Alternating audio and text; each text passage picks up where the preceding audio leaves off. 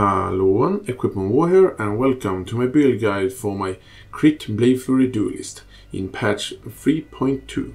I'm gonna start by taking a look at my passive skill tree, and then my gear, and then my gems. If you have any questions about the build, feel free to ask me in the comments. So let's get started. The path I'm going to show this character is how I leveling it up, but just remember to be flexible. If you need more life, just take more life. If you need more damage, just take more damage when you're leveling up your character. But let's get started. I start by taking attack speed in the beginning. Then I went for the armor evasion and life here. You can take this physical damage node as well. I went for Master of the Arena, Bravery, and Art of Gladiator. Then I went for Defiance. Went down here to take Golem's Blood. Also have a Yule Socket here. Increase global physical damage, increase attack speed, increase melee damage. You get the point. It would be nice if I had some life on it as well, but that would be much more expensive. I have Tostudo for the block chance. This character is a lot focused on block chance, so I want high block chance on this character because it's the main defense of this character. But if you want more damage, you can take retaliations as well. I went for Iron Reflexes, which convert all of my evasion into armor instead.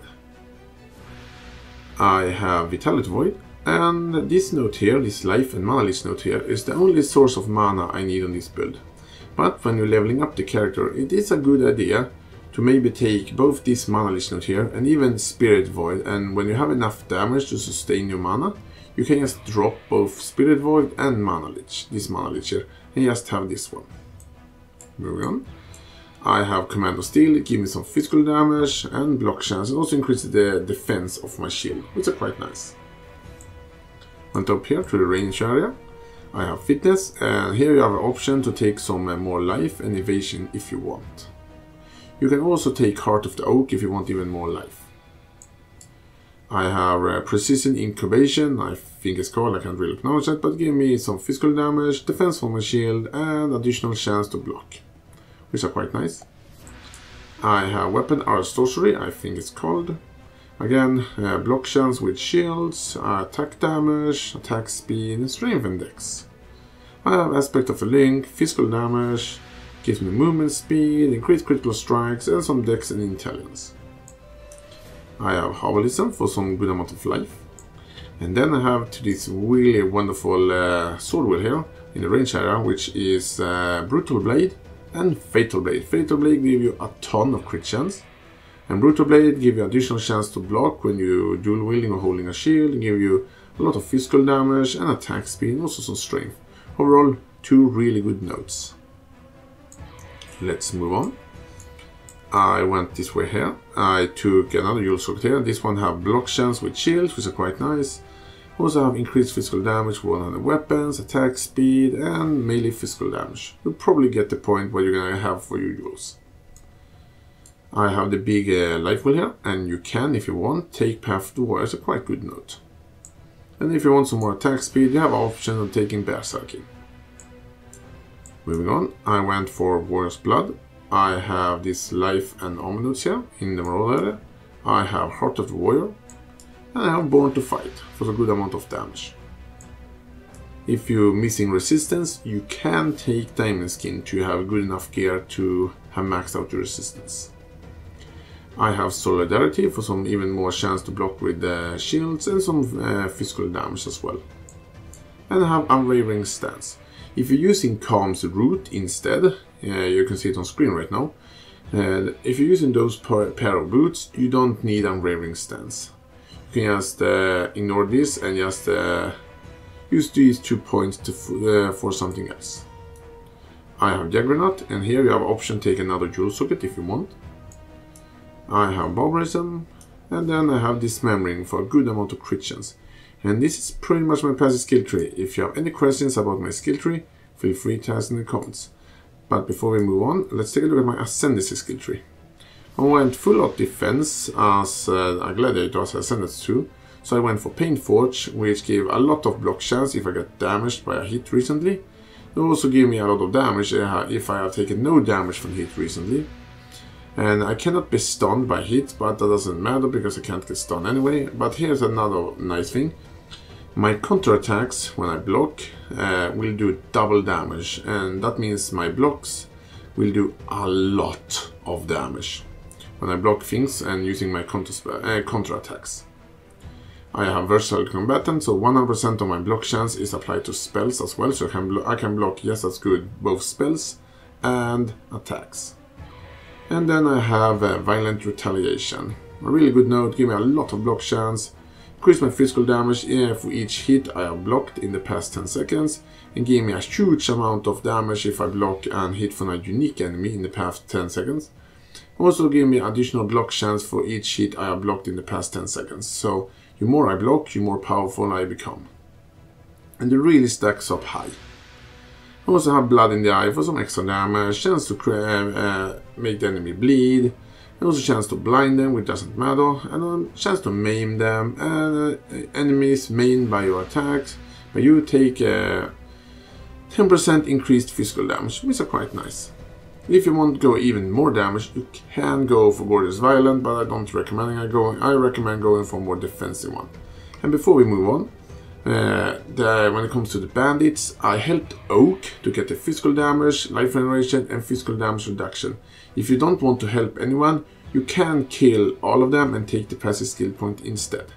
So let's take a look at my items.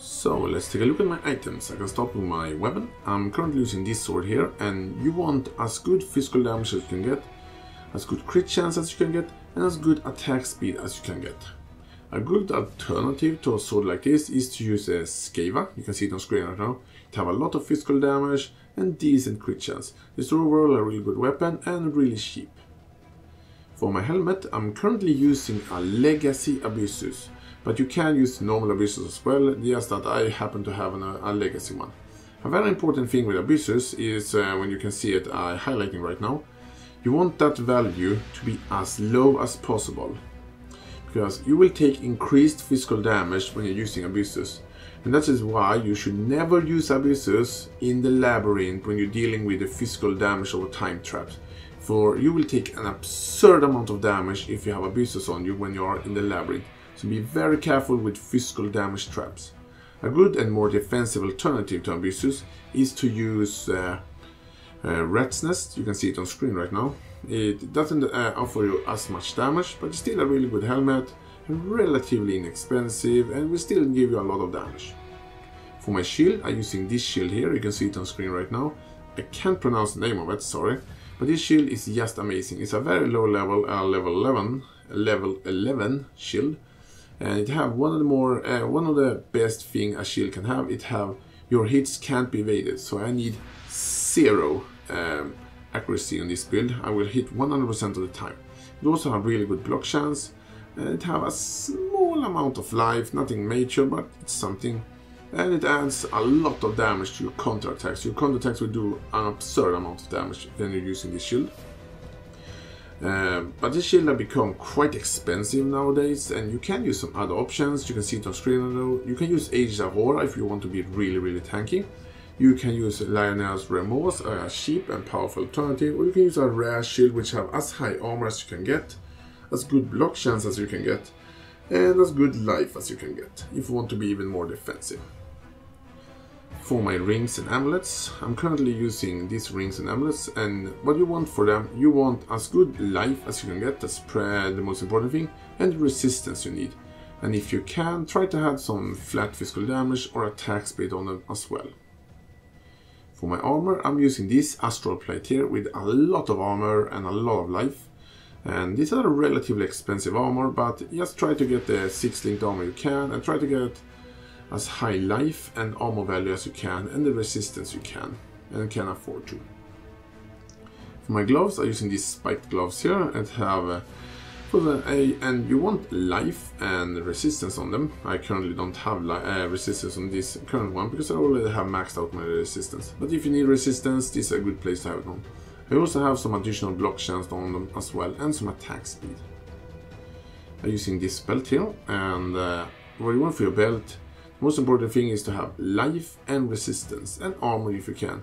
Then if you can, try to have some damage on it, like increase elemental damage with attacks, or just increase global physical damage. For my boots, I was using these boots here. These are corrupted, so they can't be... these particular ones are corrupted, so I can't have them falling. But they have a lot of armor, and they also have a lot of life, and some good movement speed, and a lot of resistance. And that's what I want for your boots. For my flask, I have an anti-bleeding flask, which is very important to have an anti-bleeding flask with you at all time, because Abyssus will make you take more damage from bleeding. So always carry an anti-bleeding flask. I also have an instant recovery flask. I also have an Serious Promise, very cheap flask. I have a Ruinous Concoction for some good physical defense and even more block chance, even though the block chance is a little bit unnecessary because I pretty much have maxed out block anyway. And I have a Lion's Roar for some extra damage. If you have any questions or wondering something about my gear, feel free to ask me in the comments. So let's take a look at my gems. So let's start by talking about Blade Flurry. Blade Flurry are supported by melee physical damage, physical to lightning, added fire damage, elemental damage with attacks, and increased critical strikes. For my movement skills, I'm using both Whirling Blades and Leap Slam, and they are both supported by Blood Magic and Fortify. I'm using Blood Magic so I can use the skill how much I want and don't have to worry about mana. And I'm using Fortify to gain even more protection when I hit enemies with these skills.